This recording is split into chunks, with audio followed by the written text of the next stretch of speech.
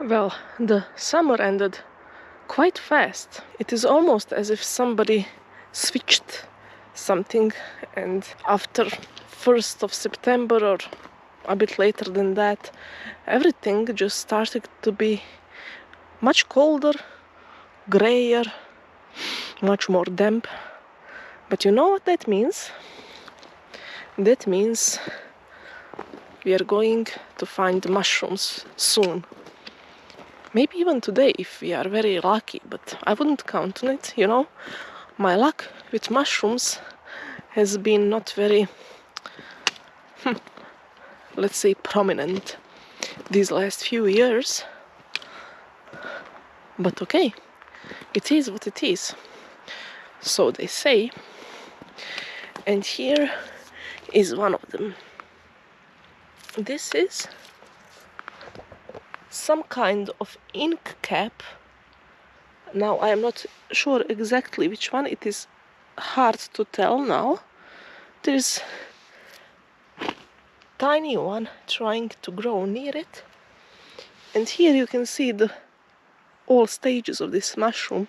As next to it there is this one, and that one is already gone.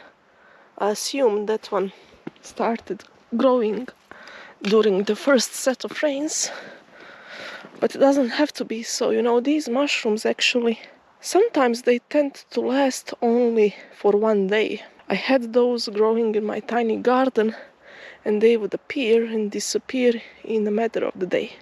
So in the morning they would look like this one over here, and then later they would turn into this one. But that's life. Somebody has it much shorter than the others, but still. Now let's go and see if we will find anything else. Well, didn't have to go far to actually find something, but they are quite common. These are fairy ring mushrooms.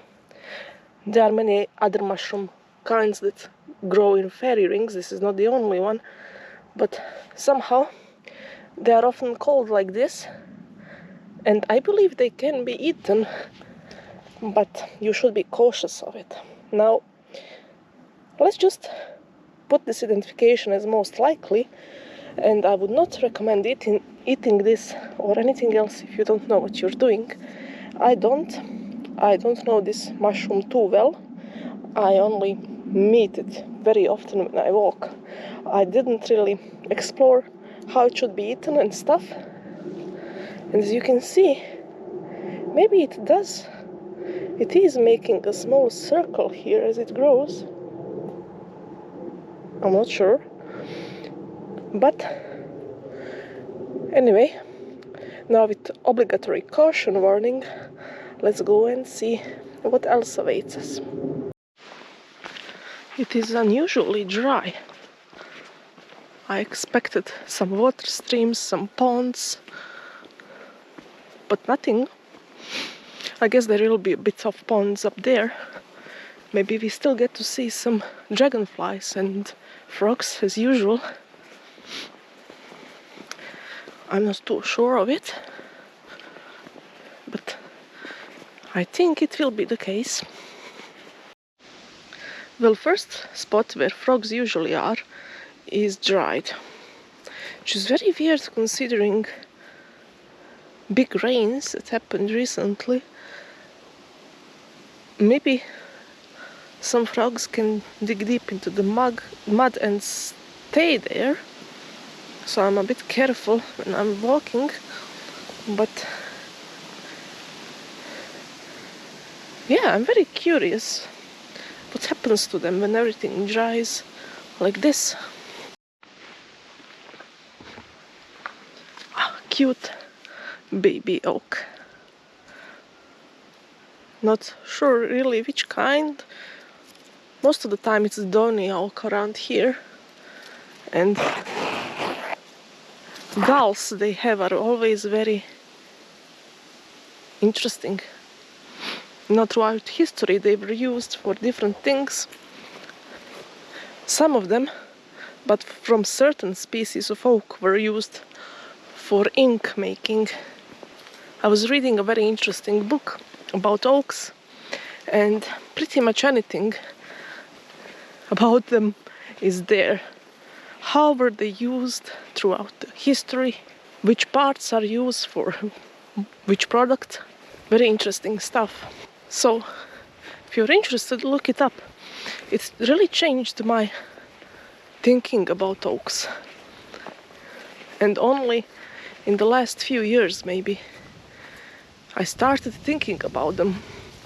Don't know why, but I did. Maybe I'm just weird. Did I say maybe? Never mind. It's all dry. This is the usual spots with dragonflies, with frogs. Everything here is usually filled with water. Not this time. Oh, there is a small pond there. Will be interesting to see if there is something in it. Of course there is one frog. Hey, little guy. Little. You have such a tiny space, and then here I am to annoy you. Which kind of frog are you? Yes, you are the one that I thought. So this frog is orange, bright orange, something like this from the bottom. Not usually, but previously, I was misidentifying them actually. And they were not the frogs that I thought they were. These are smaller, but they do have some similar traits. However, these are orange. I believe when they are threatened, maybe you could see it on the video, I did see a bit of orange. When they are threatened, they are showing that color. My guess would be to signal that they are toxic or something. I will leave it alone. Didn't bother it too much.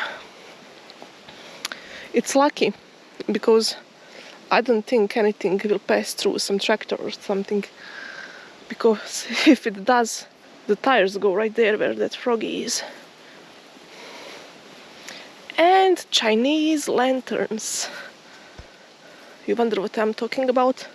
Chinese lanterns in the middle of the Balkans forest. Yeah, look at them.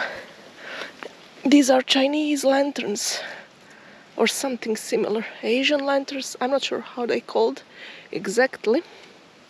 Even less sure about the Latin name. We'll put it out on the screen. There is a bunch of them. You know, at first when you look at them, just at a glance from a distance, they do remind you a bit of tomatoes. I believe these guys are actually toxic. You know, some of these facts about plants and stuff, you do tend to forget them.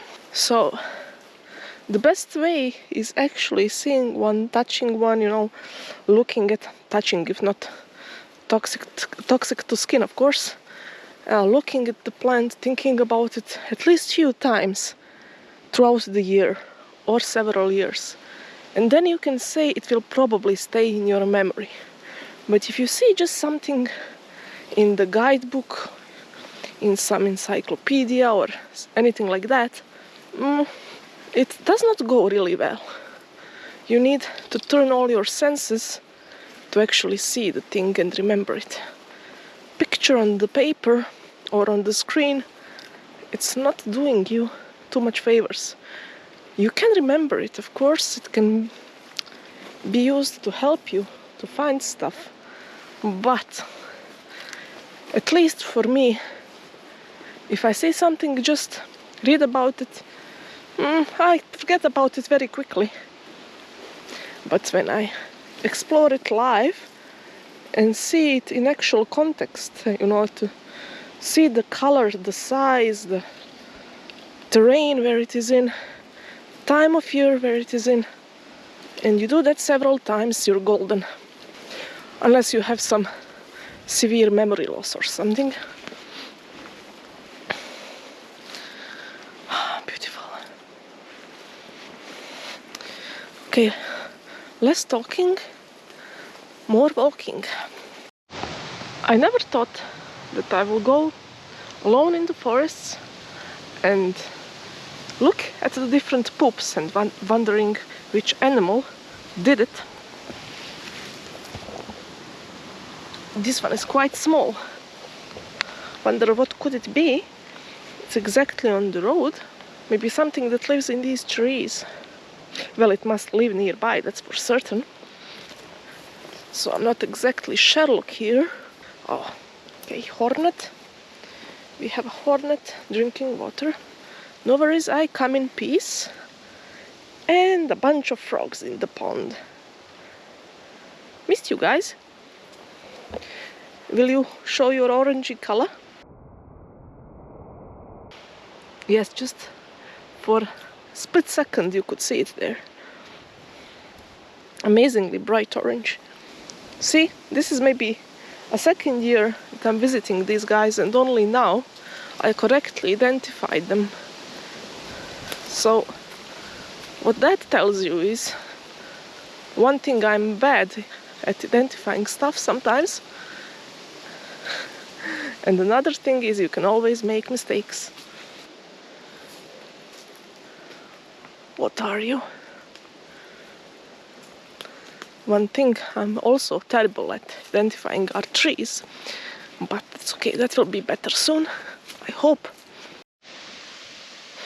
Wow, this path looks like it's used, but to be entirely honest with you, I think never, or almost never. This tree is making those interesting sounds on the wind. It's not breaking, but it's this squeaking of sorts, like an old door would make. I'll try to catch the sound later, but now maybe you don't have view of how steep this is, but trust me, it's quite steep, so I will need to put my camera down and do my best not to break any bones.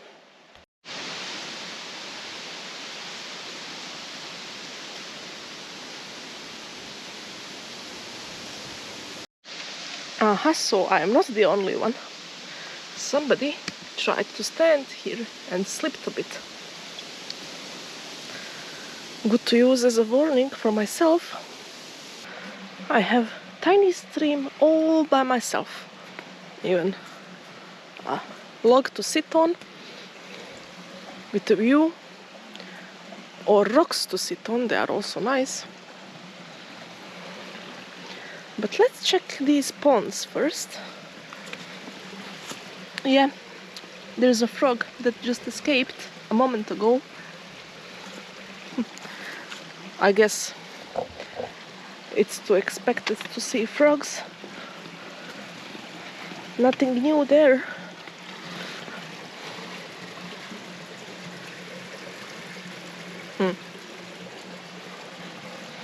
It's beautiful. I'm going to sit down on this rock and take my sandwich, one beer, think about life, and hopefully not talk too much. So the old town that's a bit up from here, it was actually, there was a village around it. They used the town as a refuge, and throughout this stream there were, I believe, several water mills, and this could likely be some remnants of them. I'm talking about early to mid 17th century here, so it's quite some time ago. Now I'm not sure if this is a bit more recent, maybe they built something new and then that also got away, but it's a fact that in the 17th century there were windmills here. However, during the war between the Habsburgs and Venice, I believe soldiers from Venice came and destroyed all this village. They burned the water mills to the ground and so on. You know how it goes in wars.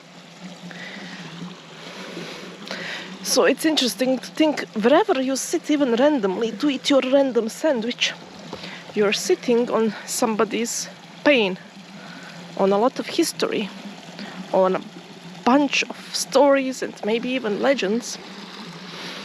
There is no place where you could sit that's not somehow connected to what was happening previously. Oh, I'm really hungry. I should eat. I don't know who can tell me what this is, but it is very interesting. Actually, it is on the dried part of the stem, and a bunch of red fruits just hanging around. They do look like tiny cherries at first, or something like rose hip, like a cross between rose hip and cherries. I don't know, this is weird. Interesting. Well, if somebody else knows, let me know. I will also search it up. But see, this dried branch, well, stem, it used something else to climb to. It went in spiral. It actually grows from here. So from this part. And that's pretty much it. I don't see any leaves, except maybe some dried ones, but not even that. I don't have any way to identify it. Something tells me these are not nice to eat. They look like a prototype of what poisonous berries are. But I've never seen something like this. They actually grow on a vine and look like a cross between rosehip and cherry. What do you know? But this is one of the things that you should do if you're interested, of course, in this stuff. Stop and breathe for, I don't know, half an hour, 1 hour, and then slowly walk around, preferably if there are no people or loud noises or other distractions. It's hard to find those places, but it's not impossible, and it is worth it, trust me. And then when you take a deeper, closer look at what is around you, don't want to pretend that I gathered all the knowledge from this world. I'm still a stupid person. Whoops. I mean, yes, I am, see?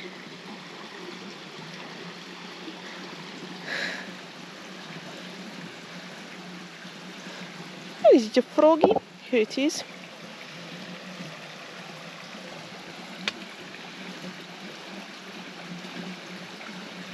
You should stop and look around, because you never know what you're going to find.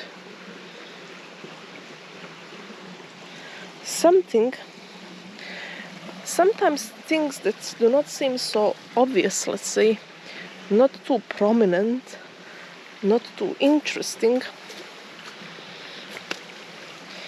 they actually hide some secrets sometimes. They have something interesting to tell you when you search them up. Same with a bunch of butcher's broom. So this plant, I don't know, I tell you, if there is a plant that is following me everywhere, it is this one. Incredible.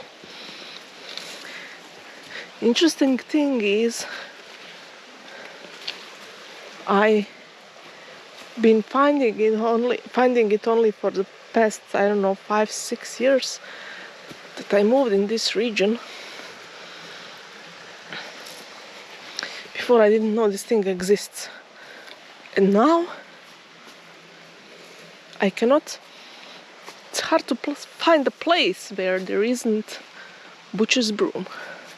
It's not that like I would like to find it, I don't really care, you know. It's a nice, interesting plant. It is a bit tough sometimes to go deeper in the forest because of it, unless you have some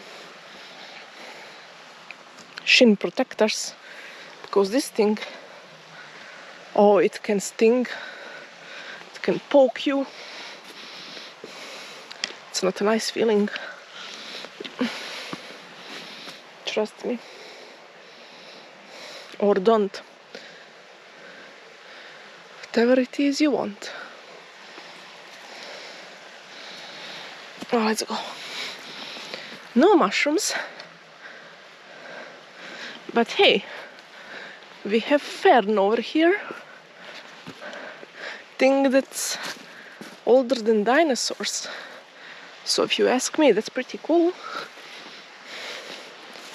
Try to imagine huge ferns covering the vast forests of prehistory and pre-prehistory, in biological terms, not human ones. Amazing. They are still there. Okay, I will be winded a bit, not ruin the audio. Let's go and see if there is anything else to find.